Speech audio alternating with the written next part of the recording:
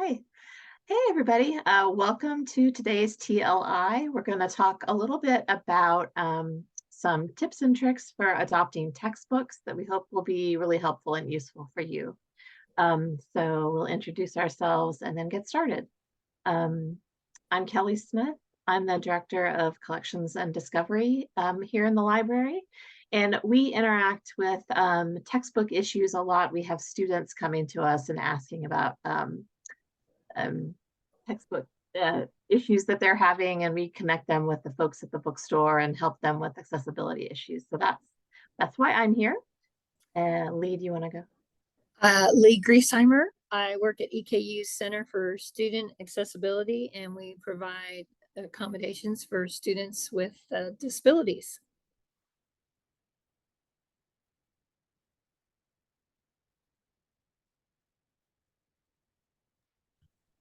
Sorry about that. Hi, I'm Rin Farrar. I'm one of the textbook managers at the bookstore, and I'm the one primarily in charge of faculty communications, adoptions, and digital delivery of items. Now I'm going to start us off with a quick overview of how the adoption portal works here at EKU. You have a couple of options for how to access the adoption portal during the adoption period, which has started for the spring term. You will be receiving emails from the bookstore if you are the primary lead instructor on a class, telling you to select your course materials.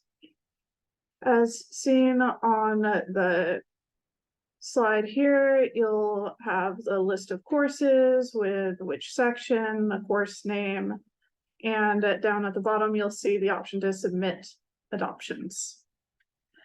You can also access the adoption portal via the faculty card on your MyEKU page. If you scroll down to the bottom, you'll see the option to adopt course materials. Lee, could you move to the next slide, please? Thank you. If you wish to just readopt what you previously used, you will see that it will default to the option to one-click readopt. If there are multiple people teaching this class, or if you have both lecture and lab using the same departmental code, for example, Bio 100 here is one of those classes, you'll see that there's the option to select a specific section to readopt from.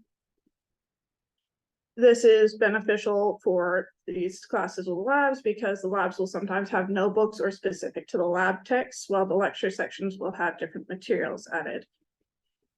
If you see a material with one of these red flags shown at the bottom, that material may be out of print or an old edition, and we may not be able to get that material in for your students. And on the next slide, we should be able to see a little more detail. You'll see here that some of the items will say access card or digital connect on the side. Most of these will be digital items, though we do have a few smaller publishers where we still have to use physical access codes because they haven't partnered with Barnes & Noble College yet at this time. We will also have physical materials such as this spiral bound title here. Many materials will say spiral bound paperback to the side. This will help you identify physical items when you're making your adoptions. If you want to clarify that you want a different format for a material or you have specific notes for the bookstore, if you click the little drop down arrow to the side, you'll have the option to enter a note for the bookstore where we can read it. We can make updates if you want to say move an item to digital or you want to move it back to physical. Anything you want us to know. If it has to be a new copy, that sort of information, you can give us that here.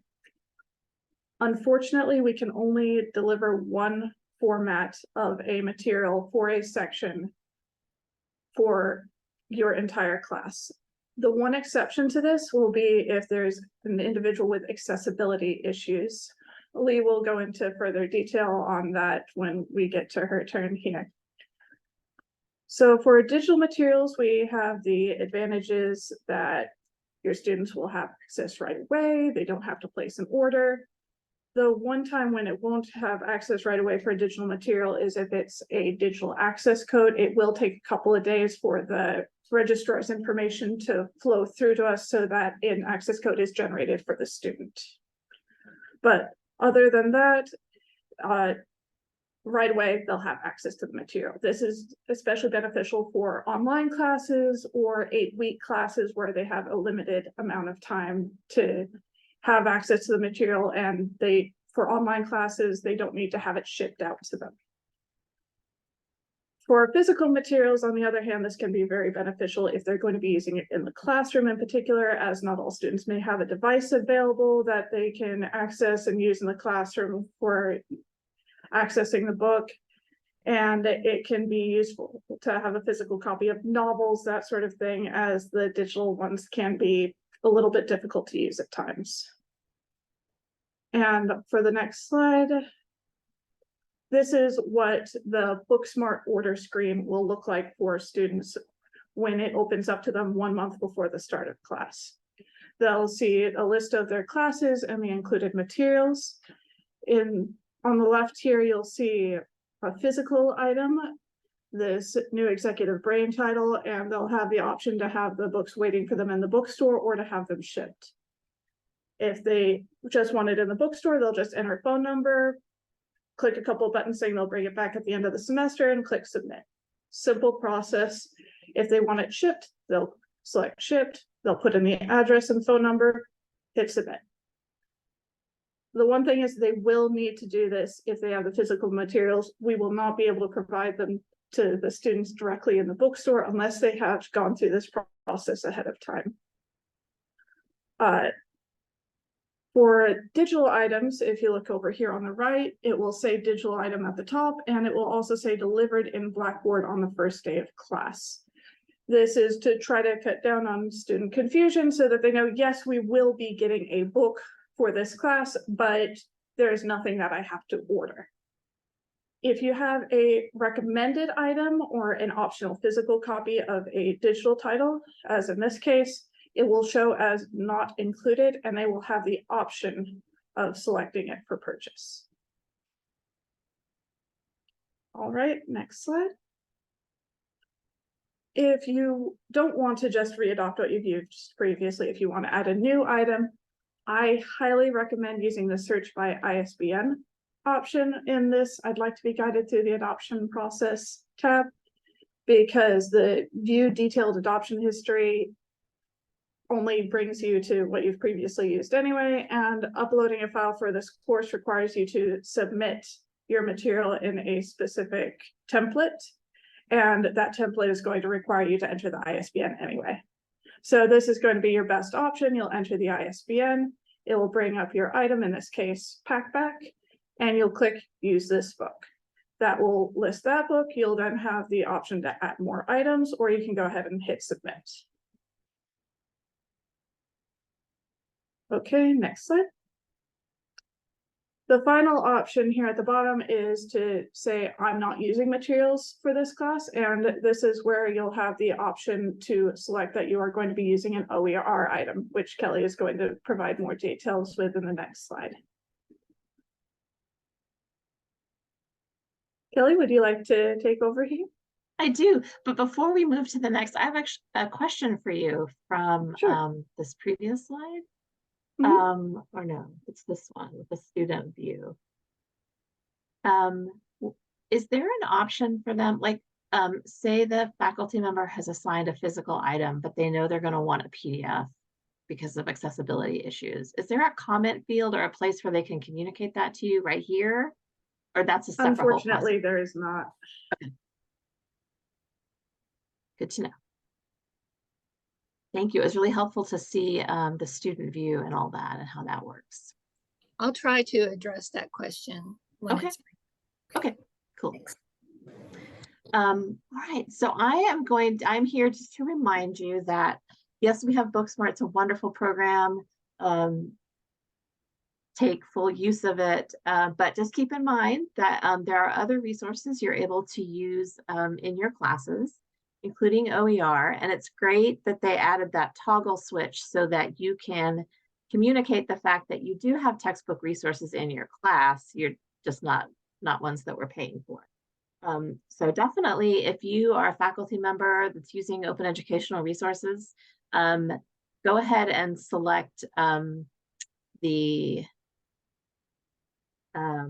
I'm not using any materials for this class, but go ahead and do that toggle, because that's good data for us to know, you know, what faculty are using.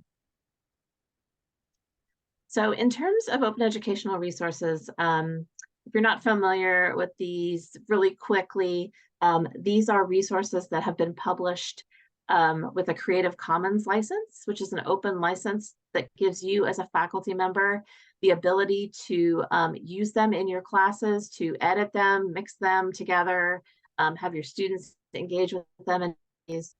So they give you some different types of pedagogical options than what you get with traditional textbooks, just because of the open licensing. There's a whole guide for this on my website, our website, and I'll put the link to that in the chat here in a minute. I'm not going to get into the details of OER today, because that's a whole other topic. The other thing I wanted to just point out is that we do have library licensed subscriptions to some textbooks, even some traditional textbooks that are available in ebook format. So here's an example that I pulled. It's a criminology textbook. I am not saying that this might not be a great book. I don't know. I haven't looked at it for quality, but I wanted to point out that when you are on our library catalog page and you find a book like this, you can see this is an ebook. You can click on that button that says Access Now, or you can also see what the availability is like. The thing to remember with library resources is they're not always unlimited copies. Sometimes there are just a few copies available that are almost checked out, kind of like if you use the public library's book checkout processes like that. There'll only be like one copy available at a time. So if you see something there that says that, like 3 simultaneous users or something like that, then we recommend you don't use those resources for a whole class if you're assigning that particular reading to everybody in the class. Okay, and then the nice thing with this is if there's a textbook that you like, but you're only going to use a few chapters from it, you can link to individual chapters to these things in Blackboard. So then you don't have to, you know, be getting a print book or a whole entire book if it's just some partial content that you want to be able to use. And then I just wanted to highlight a specific collection that we have. It's the Sage textbooks. A lot of our social science faculty, I know, use Sage. Not every Sage title is available in this catalog, but there is a lot here. So if you want to just browse and see if titles are here, these are available with unlimited use. So you can put these, you can embed these in your Blackboard or link to them, and students will be able to use those. So those are just a few of the library resource options that you have available. And of course, just one quick caveat, any of our library subscribed resources you can definitely link to in Blackboard. We recommend, instead of uploading PDFs to articles in Blackboard, that you do link to those articles. It's best practice in terms of copyright. So just gonna throw that plug in there. All right, so next is Lee's gonna tell us about accessibility needs in the textbook space. Hi there. Just a reminder that we provide at the Center for Student Accessibility, we provide academic, housing, and assist with accessibility barriers throughout EKU's campus.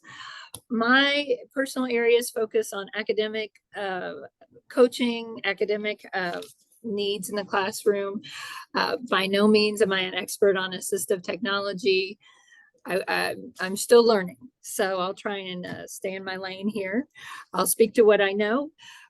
which is academic accommodations for people with disability.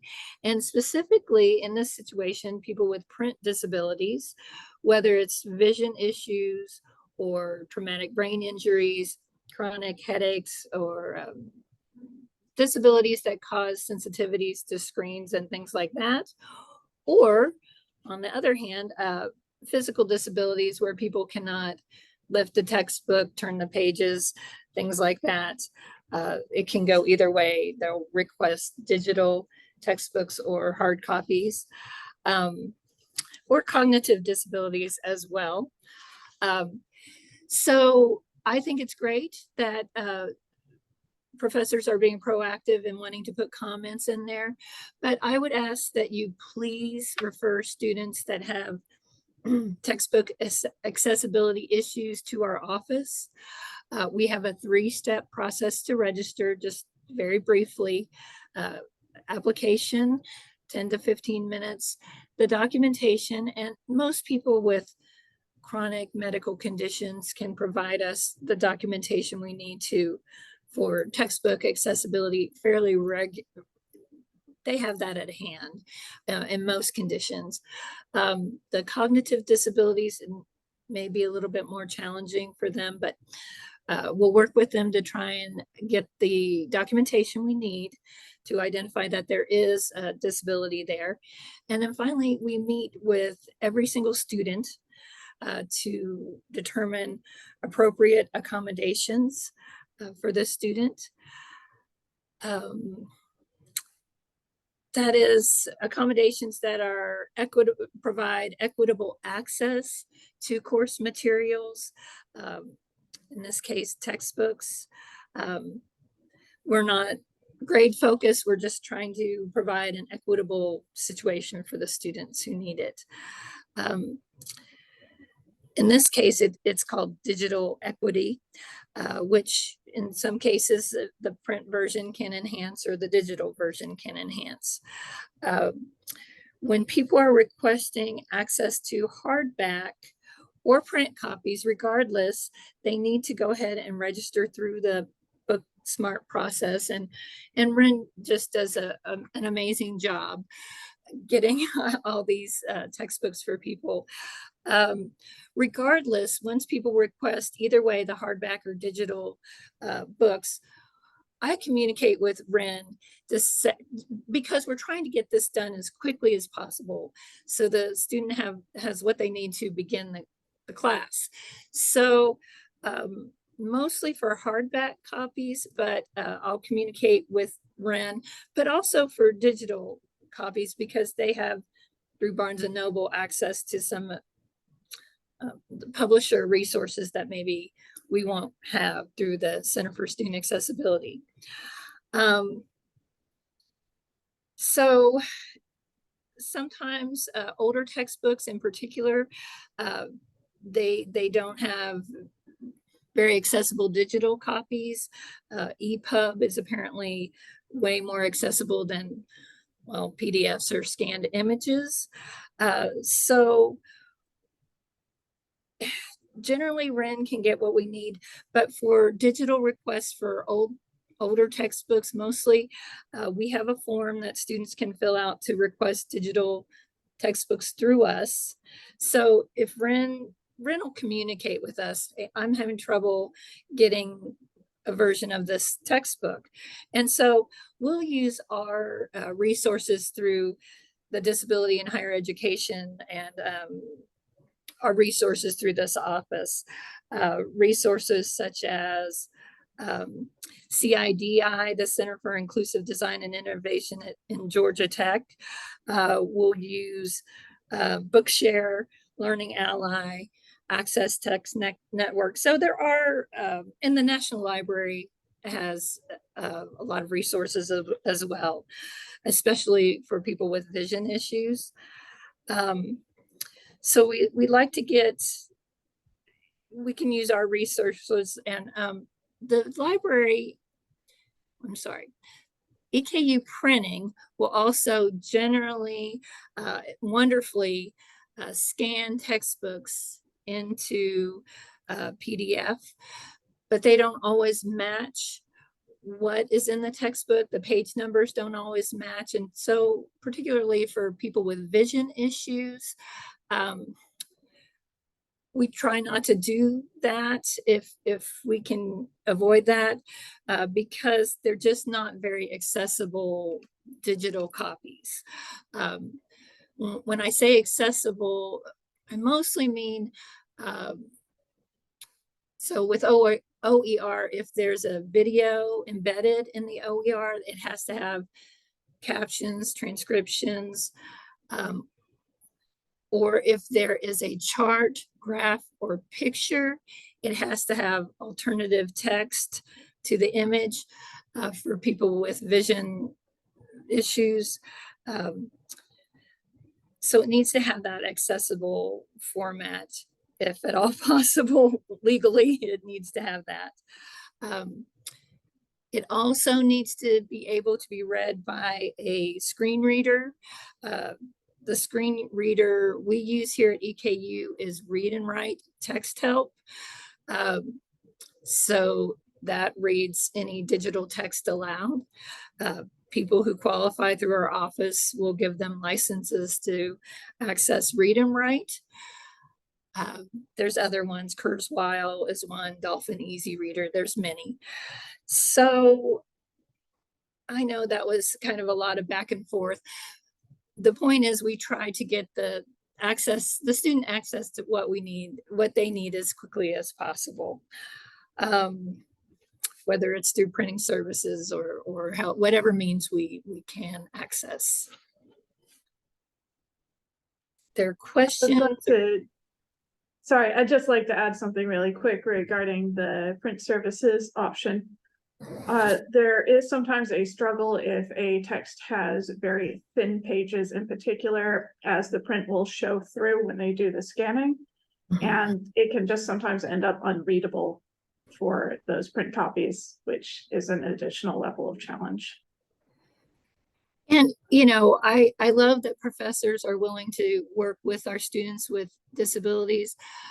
That's so kind and gracious, wonderful. But the next professor might not have time or the ability to work with them. So if they can register through us, we can help facilitate them with all of their classes, not just individual situations. Are there any questions or comments, clarification? I also wanted to add something to reiterate what you said. If you are a faculty member who is using OER in your class, make sure you're checking those accessibility issues in those resources. And if you're not sure or not sure how to do that, I'm happy to help. Reach out to me. And I can help you vet those resources. There are some strategies we can use. So, and there are resources online.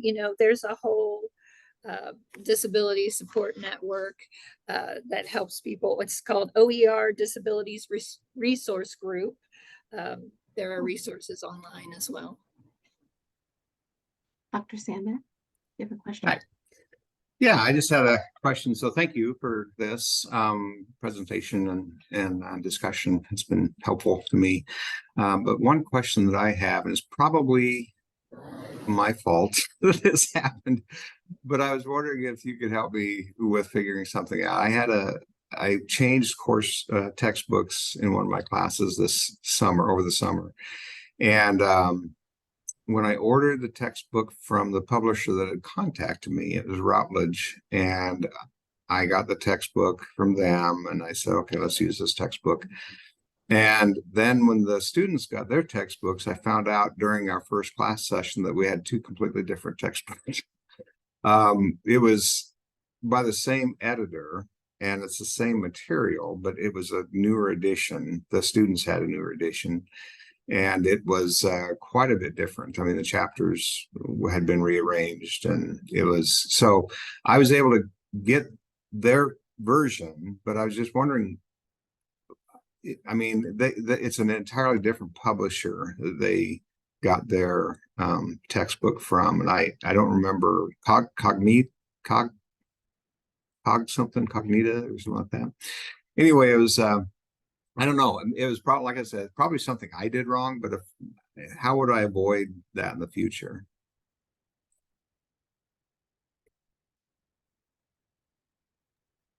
Just one moment. I'm just going to check my emails to see if I can check on this particular situation so I can speak more clearly upon it. One moment. But I can also just mention that, yeah, I mean, sometimes the publishing process can go faster maybe than you're prepared for. And so, you didn't know that they did a new edition, so there's no way you could have like prevented that. But it's good you were able to figure it out with your students. I'm assuming that you asked them to read a certain thing on a certain page and that wasn't there. Yeah, we were doing I was having them do a project, there's a discussion question. I said it's on this page, and I saw all these blank looks, and then finally one of them bravely unmuted and said, "That's not what's on this page." And she'd actually, but she did find it. She was able to find the question that I was talking about, and that's when we realized, oh, there's a problem here. And so we talked about it, and we were able to kind of work with it that class. And I think I had it. I think I had the right textbook before the next class met even, but I hadn't had a chance to really look it over and stuff. But what I did had to do though, is I had to rearrange my course schedule completely, because the chapters were it was just like rearranged. So, it wasn't so interesting. Yeah. So, yeah. And I'm not sure if there's a way to work around that, but it's good that you're letting other faculty know that this is a potential possibility to look out for. Dr. Sandman, I took a look at your particular situation as I recall this. You had sent me an email back in May that requested the Cognella version of the title. So I was actually confused when you sent me the email saying that was the incorrect version. So you'd sent a form to Cognella saying that you wanted the 4th edition, and you'd sent a confirmation to them saying that was what you wanted, and that was what we delivered. Yeah. So I'm not trying to, I just want to make sure that I don't do it again. I guess, I don't know how it happened. Because it was there's Routledge was the original, or the publisher I used first. And I don't know where Cognella came up with us. I understand what you're saying. That's why I say it's like, what did I do wrong? But obviously I just need to be a little bit more, it was fine. There's no damage. I completely understand your frustration. I'm just honestly a little confused on my side as well, because from what I can see in my emails, it appears that you sent in a form to Cognella and requested this edition, and that was the ISBN that you sent me as well. So I'm just a little confused. I'm sorry. So am I, because I thought I was talking with Routledge. That was what was so weird. Is I don't know. I'd have to search for the emails, but I know it was Routledge. The book I have that book they sent me is Routledge, was the publisher. So I don't know where Cognella came up at. I was like, when I saw that, I was like, well, what's Cognella? I never heard of it. So I was just like, oh, okay. But it's not. I just just wanted to bring it up and just ask if there's anything that obviously I just need to be a little more aware when I'm doing this. I'm sorry. It's good. It's good. Yeah, and it looks like Cognella is a publishing partner of Routledge, so I don't know what that means, but okay. So they're all okay. It's all kind of incestuous, the publishing industry. And sometimes editors and authors just decide to switch publishers in between editions, and it can also be very misleading, because sometimes the book will show up as out of print on our end, and because the publisher will be telling us, hey, we're no longer producing this, and it's actually an old edition and there is a newer edition available. Okay. Well, thanks for bringing it up. That's a good example. Yeah. And I appreciate you working with me on it, and like I said, it was resolved very quickly, so it wasn't a problem or anything, but it's just it was fun in class that night, though. Like, it was like my whole lesson plan just went out the window. I was like, well, now I don't know what to do. So I'm but very sorry that it was happened for fun. you. That's okay. It's flexibility, you know. You got to be ready for whatever. So anyway, that was my question. Thank you so much. Thanks. I will say that we do sometimes have the case where the publisher will not have informed us that they've changed editions, and we'll only find out when it comes into the store, and they'll just have shipped us the new edition. So Yeah. that will happen sometimes. That wasn't this particular case, but that is one of the reasons that we do sometimes reach out to professors at a later date and tell them that all of a sudden that, sorry, this is an old edition. Should have told you sooner, but we didn't know. Yeah, that's fine. I do have another question. I guess one of the things that I was, so in the college I came from, we didn't get to select textbooks. It was selected for us. And so I have all this freedom now that I can select textbooks. And I'm wondering, is there, I mean, I know what I'm looking for. I'm trying to find things that are really going to communicate. One thing is I really like practical books, so that's why I kind of switched to this particular. Well, the other version we had, the book we had used before, was way out of date, and we needed to make change. But I also like practical books, so like books that have practical application to our students, and but I'm just kind of wondering if you have some ideas of how to find. You know, what do you look for? Are there things that you look for or can advise someone to look for as they select new textbooks? And I just, you know, sometimes I get a little lost in it because, you know, I like books, so I want them all, but I mean, you know, I got to select one. So, but that's one of the things I look for is just that practical applicability. But the other thing I guess I wonder about is like, what kind of resources do they have? What kind of, you know, PowerPoints do they have? Test questions, all those things, and I don't know sometimes how to find that. So that was another question I had. I'm afraid that I can't really help with the selection process itself. I don't have a wide enough range of knowledge of all the different disciplines here on campus to really assist with that. However, if there's a particular book that you're interested in and you want to know about the resources, I can put you in touch with the publisher's reps who can help you get all those resources so that you can know what you're working with. Okay, that's fair enough. And if you want to find some practical ancillaries or other examples that aren't built into the textbook, there's a lot of that type of stuff in the open ed space. And I can point you to a direction for looking for those kinds of things. Overwhelming, I think, amounts of open OER resources from my brief knowledge of it. It's a lot of nice background information and whatever you're looking for. Yeah. Cool. Very good. All right. Well, thank you so much. Appreciate it. Thank you. Thanks for coming. It's good to have some questions. Yeah.